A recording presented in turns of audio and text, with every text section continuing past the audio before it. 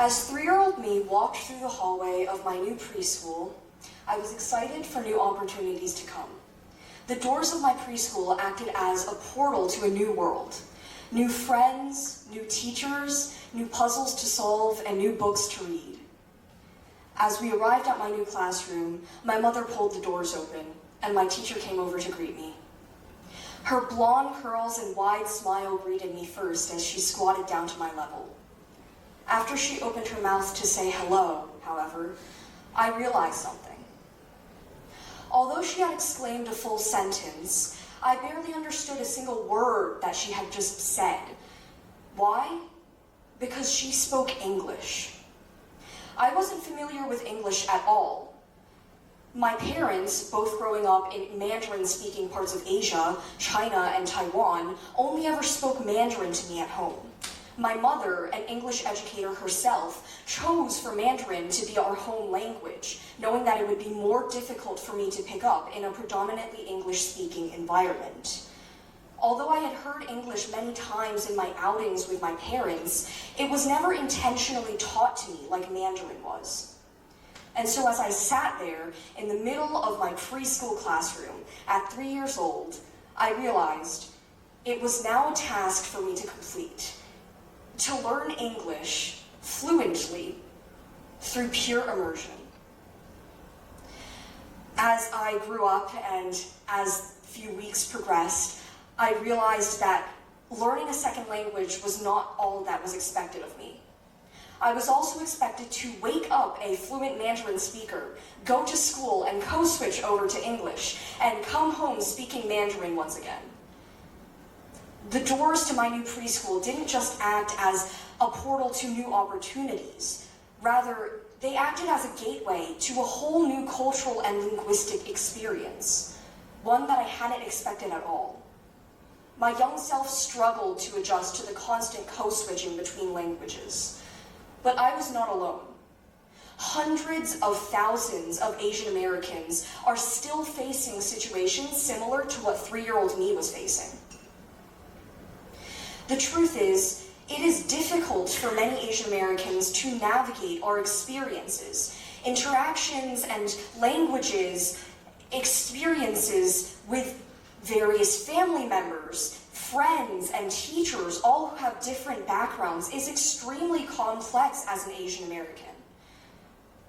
Today, I will be answering a question that many Asian Americans have wrestled with our entire lives. Why is it so difficult for young Asian Americans to fully embrace our bilingual and bicultural identities? In order to answer this question, I must first define some key terms. First of all, who or what is an Asian American? An Asian American is a person who lives in the US whose family originated from parts of Asia. When referring to Asian American teenagers and youth, we are often describing individuals whose parents or grandparents immigrated to the US from Asia. However, it's also important to acknowledge that some Asian American families came to the US decades or centuries ago. Secondly, what does it mean to be bilingual? Bi means two, and lingual means language. When we are referring to bilingual individuals, we are discussing individuals who understand and speak two languages. It is again important to acknowledge that not every Asian American is bilingual. Some are multilingual, knowing more than two languages, and some are monolingual, having only ever picked up one. Lastly, what does it mean to be bicultural? Bi means two, and cultural, just as it sounds, refers to culture. Culture is often described as a group of people's beliefs, behaviors, traditions, and values. When discussing bicultural individuals, we are discussing individuals who have two distinct cultures present in their lives. Although many Asian Americans are bicultural, some are multicultural, having more than two cultures present in their lives. Today, I will be discussing my own experience with my bilingual and bicultural identity. It's important to acknowledge that every Asian American's experiences will be unique to them. When it comes to being a bilingual and bicultural Asian American, I often find myself in situations that leave me confused as to what to label myself. When it comes to language, I am familiar with both English and Mandarin, two very distinctly different languages. For example, when it comes to speaking, Mandarin is tonal and English is phonetic. Additionally, speaking predominantly English in my studies over many, many years has led me to become very well versed in English, although admittedly it has led to me losing much of my Mandarin vocabulary. Although I've progressed very well in my English studies at school, writing essays, poems, short stories with ease and detail, my Chinese writing capabilities are extremely limited. I can write a short story about a character climbing up a mountain and maybe a few words such as feather or water. But these few words don't label me as a real Chinese writer. There is a clear disconnect, a border between my own ability to express myself in English and in Chinese, as well as a distinct difference between the technical and linguistic aspects of these two languages. But they are both aspects of my identity. At the same time, I speak fluently what lots of my friends and family call Chinglish, a made-up compound language of Chinese and English. While I'm speaking Chinese and I don't know how to properly express myself in the language, I might code-switch over to English and replace a few words or phrases with English words or phrases. Same for when I'm speaking English.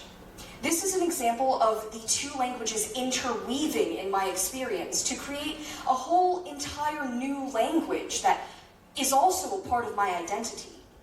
Situations like these leave me feeling confused.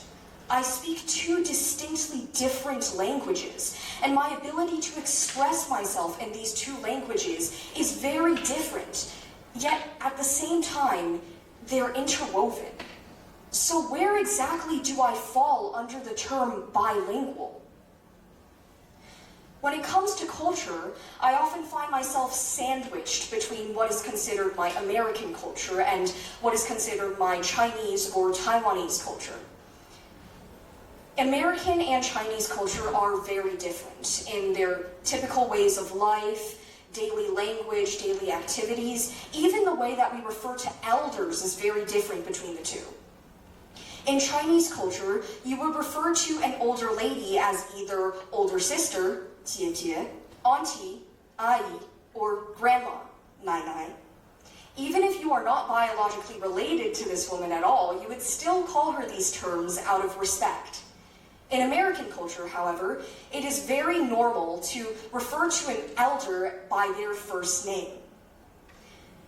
This is an example of the difference and the conflict between American and Chinese culture. At the same time, in our modern spaces, it is very common to find an Asian American referring to an elder woman as terms such as Auntie May. This combines the Chinese principles of respect by using the term auntie with the more laid-back or casual aspect of American culture by calling her first name, May. This is an example of the two cultures interweaving in my experience, and again, contributing to a part of my identity. Situations like these leave me feeling, again, confused. What do I label myself? I have parts of my identity that are distinctly different. Chinese and American culture are not similar in many, many ways, yet at the same time, they are interwoven in my experience. So where exactly do I fall under the term bicultural? The truth is, many Asian American experiences don't label us as solely bilingual and bicultural, rather translingual and transcultural because of our constant code-switching of languages and the meshing of our cultures. While the aspects of our identities frequently shift around and change, our identities are seen as two parallel lines by society and those around us. This is not the reality for most Asian Americans. Instead, the aspects of our identities conflict and are interwoven. In reality, it is difficult for us to embrace our identities no matter what we label ourselves. Identity is multifaceted, multi-layered, and very, very complex. The journey of an Asian American embracing their identity is a long, long journey with many hurdles and questions along the way. So now that you know a bit of what makes it difficult for an Asian American to embrace their identity, I would like you to think about how you know an Asian American. Maybe you are an Asian American. Maybe you're a parent, a grandparent, a best friend. Maybe you've only ever passed by one in the hallway or driven by one on the street. However it is that you know an Asian American, I would like you to leave this room today keeping in mind one question.